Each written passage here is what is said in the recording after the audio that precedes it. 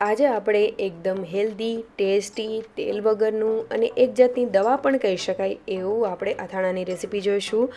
આમાં કોઈ પણ જાતનો તેલનો ઉપયોગ નથી થતો અને સાવ સરળ બની જાય છે, ફટાફટ બનીને તૈયાર થઈ જાય છે એવું અથાણું છે.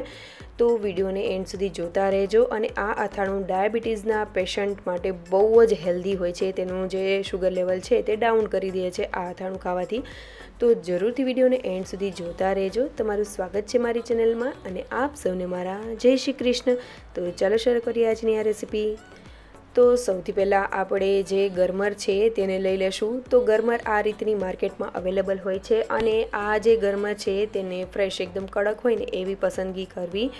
અને આ રીતની થોડી એવી બહુ વધારે જાડી નહીં પણ થોડી એવી મીડિયમ સાઇઝની હોય એવી લેવાય.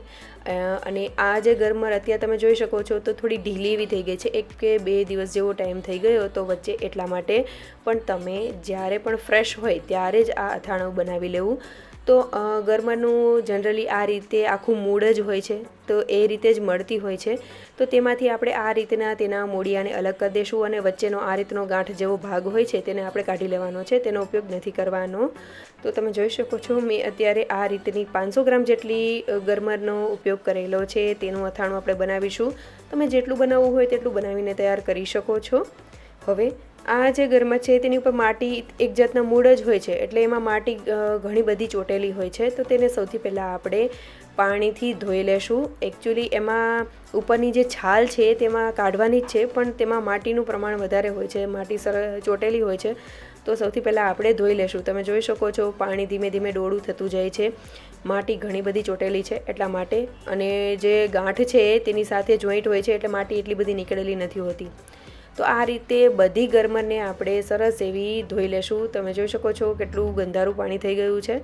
હવે આપણે છીલણિયાની મદદથી અથવા તો ચપ્પુની મદદથી તેની ઉપરની છાલ કાઢી લઈશું. છીલણિયામાંથી જો પતલી છાલ નીકળતી હોય તો જ લેવું, નહીંતર તો ચપ્પુથી પણ નીકળી જાય છે. તો આ રીતે આપણે તેની છાલને કાઢી લેશું. ત્યારબાદ તેમાંથી જેવડા, તમારે થોડા પતલા એવા પીસીસ રાખવા હોય અથવા તો થોડા જાડા એવા પીસીસ રાખવા હોય તો એ રીતે કરવાના છે. તો અડધોના 2 થી 2.5 ઇંચ જેવો આપણે ટુકડો કરી લેશું અને ત્યારબાદ તેને 2 કે 4 ટુકડામાં ડિવાઈડ કરી લેશું. તો તમારે જેવડા પીસીસ કરવા હોય એવડા તમે કરી શકો છો. તો આ રીતે જ આપણે બધી ગરમરને કરવાની છે. અહીંયા અત્યારે મેં તમને છીલણિયાથી પણ છીલીને બતાવેલી છે અને આ ઇઝીલી આ રીતે તમે જોઈ શકો છો કે ચપ્પુની મદદથી પણ ઇઝીલી તેની ઉપરની છાલ નીકળી જાય છે. અને ચપ્પુની મદદથી કરવાનો એક ફાયદો એ પણ છે કે તેમાં વધારે પ્રમાણમાં જે ગરમરનું નીચેનો પાર્ટ હોય છે એ નીકળી નથી જતો, એટલા માટે જો ચપ્પુથી ફાવે તો ચપ્પુથી જ કરવું. હવે બધી ગરમર મેં આ રીતે ટુકડા કરી લીધેલા છે અને પાણીમાં જ રાખતા જવાનું છે, નહીંતર તે કાળી પડતી જાય છે. તો એક પાણીથી ધોઈને આપણે બીજા પાણીમાં એડ કરી દઈશું. આ ગરમર જે છે તે જો જરાક વાર પણ બારે રહેશે એટલે કડાશ પડતી જશે, એટલે બને ત્યાં સુધી પાણીમાં જ તેને રાખવાની અને ચોખ્ખા પાણીમાં એડ કરીને આપણે સરસ એવી તેને ધોતા જશું. તમે જોઈ શકો છો આ રીતે આપણે હાથ ફેરવતા જશું તો પણ તમે તેનો કલર જોઈ રહ્યા છો થોડો એવો થતો જાય છે. તો મેં અત્યારે 1 લીંબુ તેમાં નીચવી દીધેલું છે, તેનાથી તે કાળાશ ઓછી પડતી જશે અને સરસ એવી વ્હાઈટ જ આપણી ગરમર રહેશે. ખટાશના જો કોન્ટેક્ટમાં આવે તો તેને કાળાશ પડતી નથી, એટલા માટે જ્યાં સુધી આપણે તેનું પાણી કરી ન લઈએ ત્યાં સુધી આ પાણીમાં જ્યારે રાખીએ ત્યારે એમાં લીંબુ એડ કરી દેવું. હવે મેં અહીંયા 1 કેરી લીધેલી છે અને તેના આ રીતના નાના નાના પીસીસ કરી લીધેલા છે. અને કેરીને આપણે મિક્સર જારમાં એડ કરીને તેનો પલ્પ કરી લેશું. ઇનકેસ જો તમારે કેરીનું અથાણું કરતા હોય અને ખટાશવાળું પાણી નીકળ્યું હોય તો તેમાં પણ તમે કરી શકો છો. પણ ઇનકેસ જો તમારી પાસે ન હોય તો આ રીતે કેરી એક લઈ લેવી અને એ કેરીનો આ રીતે પલ્પ કરી લેશું. અને એકદમ સરસ એવો ફાઇન એવો પલ્પ કરી લેવાનો છે મિક્સર જારમાં, અને ગાળવો નહીં. જો થોડા ટુકડા રહી ગયા હોય તો ગાળી શકો છો, બાકી કંઈ જરૂર છે નહીં. હવે આ જે કેરીનો પલ્પ છે તેમાં થોડું પાણી એડ કરી દઈશું. જેટલી આપણી ગરમર ડૂબે એટલું આપણે પાણી બનાવવાનું છે. તો મેં 1 ચમચી જેટલું અત્યારે હળદર પાવડર એડ કરી દીધેલું છે આ મિક્સચરમાં અને 3 ચમચી જેટલું મીઠું એડ કરી દીધેલું છે, 3 થી 4 ચમચી જેટલું. હવે આપણે બધી વસ્તુને સરસ રીતે મિક્સ કરી લેશું અને ઇનકેસ જો જરૂર પડે તો આ પાણીમાં થોડું પાણી વધારે એડ કરી દેવું, જેથી કરીને ગરમર ડૂબે એટલું આપણે પાણી કરવાનું છે.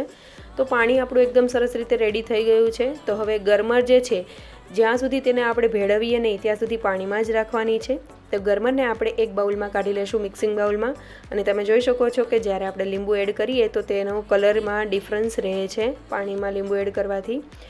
તો આ રીતે જરૂરથી ટ્રાય કરજો. અને હવે તેમાં ગરમર એડ કર્યા પછી તેમાં આપણે જે કેરીનું પાણી છે તે આપણે એડ કરી દઈશું અને બધી વસ્તુ સૌથી પહેલાં ચોળી લેશું સૌથી પહેલાં. ત્યારબાદ આ જે ચોળાઈ ગયું છે તો આપણે એક એરટાઈટ કાચની બરણી લઈ લેશું અને તેમાં સૌથી પહેલાં આપણે ગરમરને એડ કરીશું. તો આ રીતે જો તમે ક્યારેય ન કર્યું હોય તો જરૂરથી અથાણું કરજો. અને આ રીતે થઈ ગયા પછી અત્યારે તો તેનો ટેસ્ટ અલગ આવશે, પણ જેમ જેમ તે પ્રિઝર્વ થશે, જેમ જેમ આપણે રાખીએ તેનો ટેસ્ટ બહુ સરસ લાગે છે.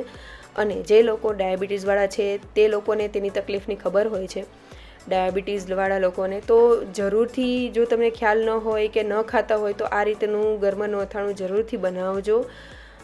તમે તેમાં ડિફરન્સ પણ જોઈ શકશો. ડાયાબિટીસ જરૂરથી તેમનું ડાઉન થતું જાય છે. અને વધારે પ્રમાણમાં પણ આ જે ગરમર છે તેનો ઉપયોગ ન કરવો જોઈએ, કારણ કે તે આપણા શરીરમાં શુગર લેવલ ઘટાડી દે છે. જો જે લોકોને વધારે ઘટી જાય તો લો બીપીનો પ્રોબ્લેમ થઈ શકે છે, એટલે સપ્રમાણ તેનો ઉપયોગ કરવો જોઈએ.